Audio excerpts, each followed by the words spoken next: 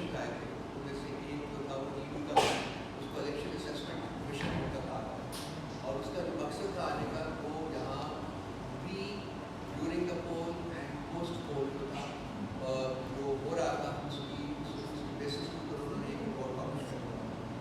वो तमाम political party से मिले थे और उसमें हमारे साथ भी मीटिंग हुई थी, आई पर्सनली मेट थी, और उन्होंने कहा था खासी लंबी चौड़ी डिस्कशन वगैरह हुई, बड़े लीडर लगते थे, बड़े पैशनेट लगते थे कि हम देखेंगे क्या हो रहा है इलेक्शन में।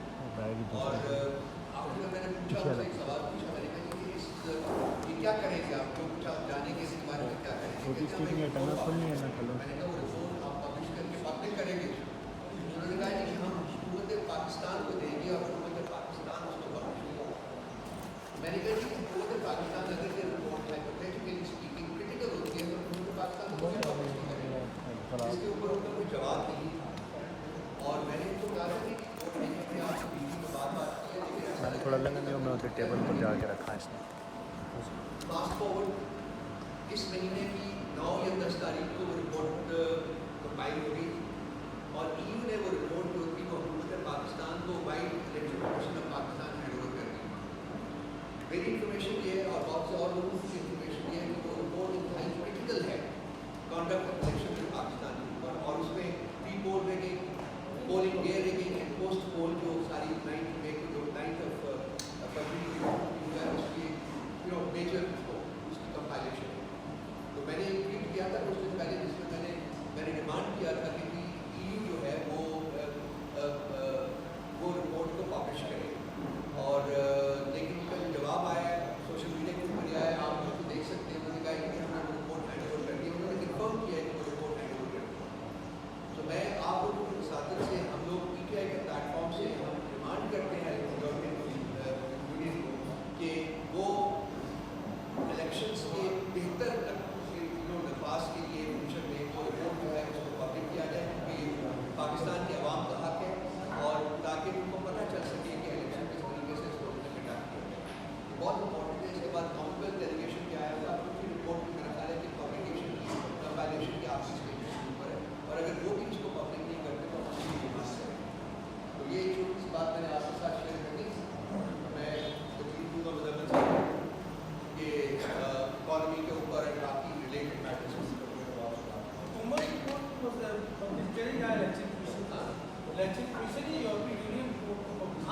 यूरोपियन यूनियन को we calling upon them, क्योंकि यूरोपियन यूनियन में हर सिटीजन का राइट टू एक्सेस है, और वो अगर कोई भी EU का सिटीजन जो वो भी सोच रहे हैं कि उसको भी किया जाए कि EU में किसी सिटीजन से रिक्वेस्ट की जाए कि वो रिपोर्ट पब्लिक की जाए। अल्टीमेटली वो हो जाएगी, बट अगर टाइमली वो पब्लिक हो जाए तो उसके पॉजिटिव टाइम होगा। जी बिस्मिल्लाह। सबसे पहले तो आप सब लोगों का शुक्रिया, मैं माजरत करता हूँ 1 घंटा जो है सुबह फ्लाइट 2.5 घंटे लेट हुई। पाकिस्तान में सब मामूल बन चुका हुआ है कि ये की फ़्लाइट्स पिछले 10 में से 6 फ़्लाइट्स लेट हुई, तो कुछ नहीं कर सकते। अच्छा, ये आज जो मैं यहाँ आया हूँ ऑल द वे, उसमें आपको जो है पहली बात तो ये बता दें, क्लैरिफिकेशन दे दें कि PTI ने EU को GSP प्लस में कोई लेटर नहीं लिखा था, जिससे हमने पहले भी क्लैरिफिकेशन दे दी थी। और नहायत ही शर्मनाक बात है, मिनिस्टर ऑफ इंफॉर्मेशन जो है अता ताज़र, वो जो है एक EMLN के सेल के इंफॉर्मेशन लीडर ज़्यादा रहे और पाकिस्तान के इंफॉर्मेशन मिनिस्टर कम रखे, वो प्रोपेगेंडा फैलाते हैं, और अभी तक उन्होंने इसकी माफ़ी नहीं मांगी। दूसरी चीज़ ये थी कि आपको याद होगा कि हमने भी एक IMF को लेटर लिखा था और आपको लिखते ही बता दिया था उसके स्पिरिट में कि वो लेटर कतन वो नहीं है कि IMF का प्रोग्राम को रोका जाए या IMF पाकिस्तान में काम ना करे या IMF पाकिस्तान के साथ काम ना करे। तो उसका जो है एक IMF स्पोक्स पर्सन ने बाकायदा उसका जवाब दिया था इंटरनेशनली, और फिर उसके बाद उन्होंने हमें भी उसका रिप्लाई किया, और वो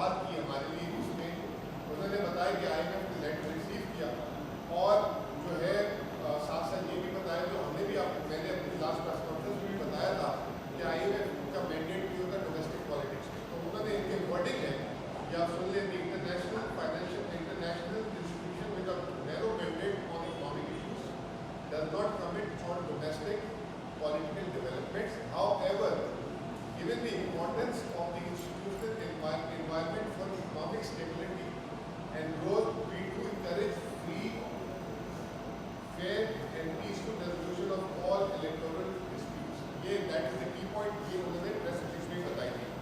तो उसके बाद आपको पता है कि IMF पाकिस्तान आया 9 से 14 से 19 मार्च तक और सक्सेसफुली जो है IMF ने अपना प्रोग्राम मुकम्मल किया। मैं सबसे पहले तो कॉन्ग्रेचुलेट करूँगा पूरे पाकिस्तान को कि काफ़ी अरसे के बाद पाकिस्तान ने एक स्टैंड बाय प्रोग्राम मुकम्मल किया और खसूसी तौर पर खान साहब इमरान खान साहब को शुक्रिया अदा करूँगा क्योंकि जब ये प्रोग्राम शुरू हुआ था तो IMF जो है इमरान खान साहब के पास आया था और उन्होंने कहा था ये प्रोग्राम उस वक्त शुरू होगा जब उसकी आप कंसेंट देंगे। तो इन दी इंटरेस्ट ऑफ पाकिस्तान जो है हमने खान साहब ने इसका जो है कंसेंट दिया था और ये प्रोग्राम स्टार्ट हुआ था $3 अरब का स्टेबलाइजेशन प्रोग्राम जो स्टैंड बाय प्रोग्राम था। उसके बाद जब वो पाकिस्तान में पहले रिव्यू के लिए आए तो उन्होंने फिर हमसे रिक्वेस्ट की थी कि आप हमसे मिलें और हमारे बोर्ड ऑफ डायरेक्टर कह रहे हैं कि आपसे फिर मिलें क्योंकि खान साहब अरेस्ट हो चुके हुए थे तो वो नहीं मिल सकते थे। उसके बावजूद वो पाकिस्तान से चले गए, उन्होंने जो है हमसे इंसिस्ट किया। उसके बाद हमारे रूप साहब और जो है चेयरमैन गौर साहब क्रिसमस से पहले दिसंबर की आखिरी डेट्स में मिले और उसके बाद पॉसिबल हुआ 11 जनवरी को पाकिस्तान को किस मिली।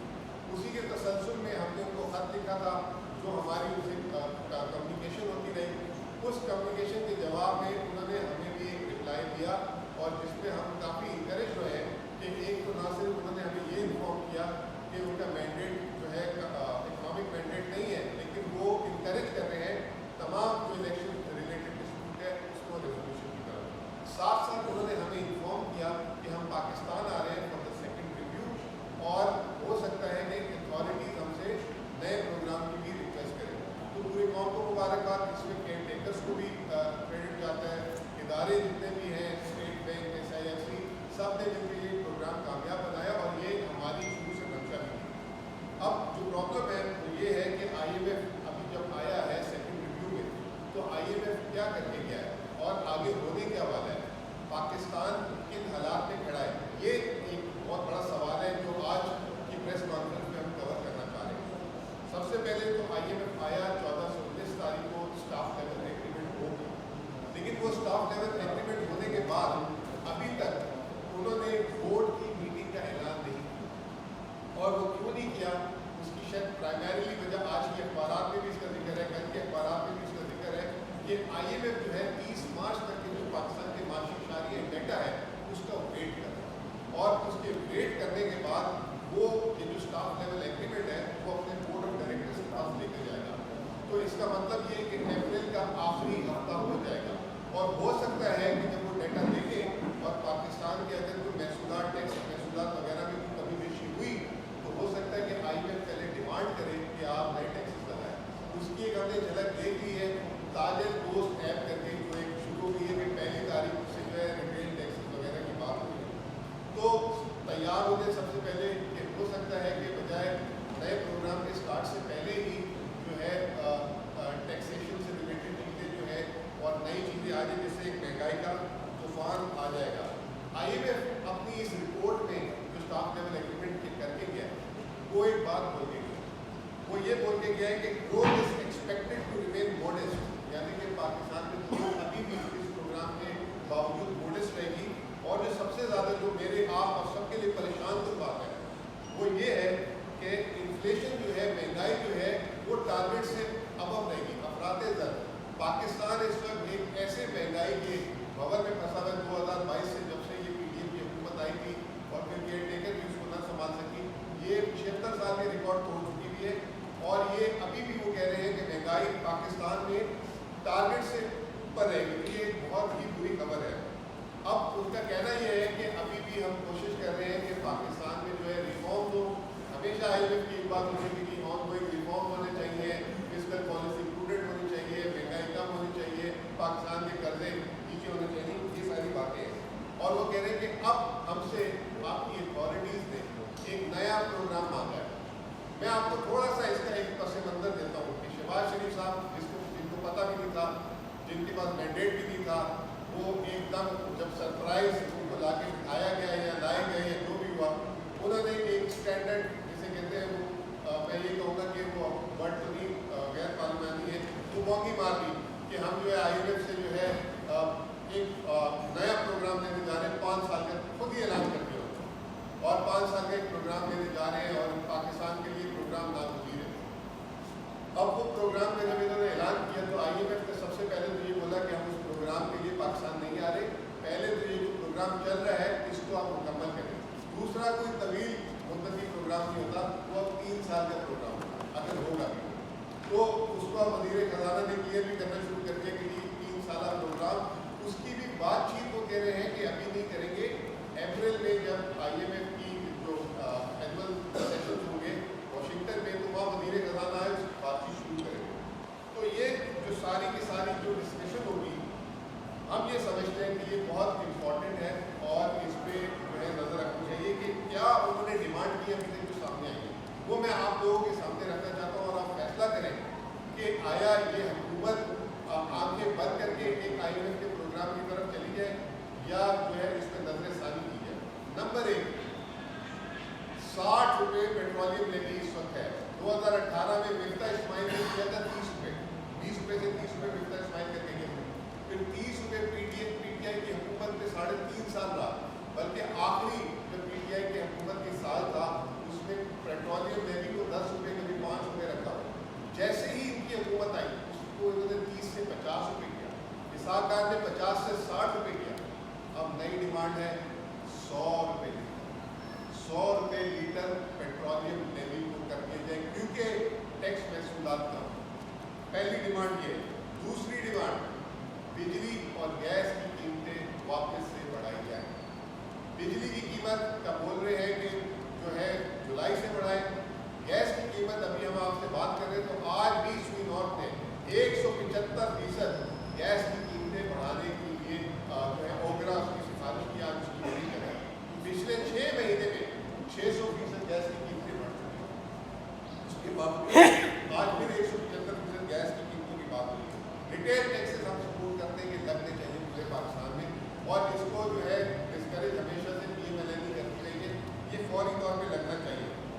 फिर जो सबसे जो जिसे कहते हैं कि IMF को नॉलेज नहीं है, ये क्या है, NFC की रिवीजन की बात शुरू कर दी कि NFC को नजरसानी किया जाए।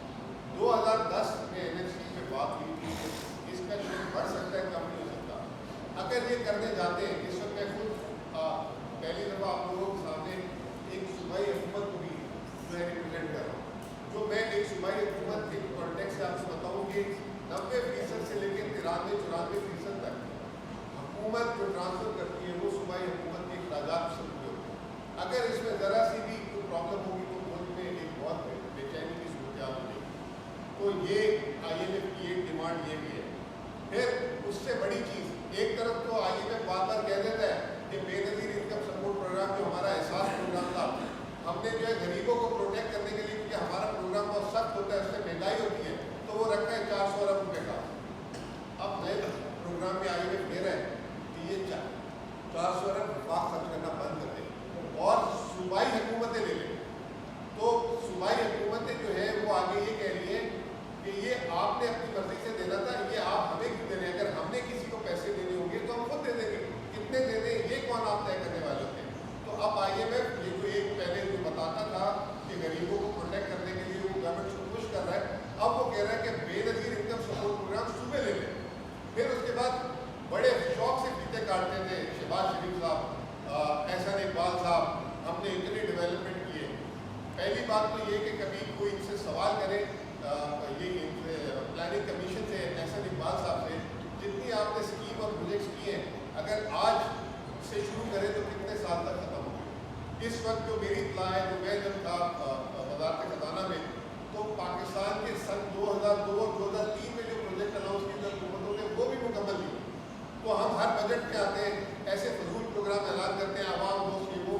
तो अब IMF एक डिमांड कर रहा है कि वफाकी जो PSDP है वो ख़त्म कर दें और जिस सूबे में जो PSDP वफाकी हो रही है वो सूबा वाला उसको ले ले।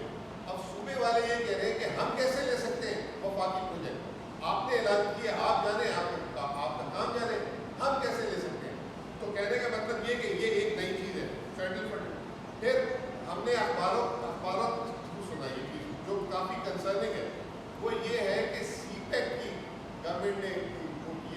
की एक्टिविटीज़ की पेमेंट है वो इस साल जो है नहीं मजीद करेंगे 48 अरब के बाद।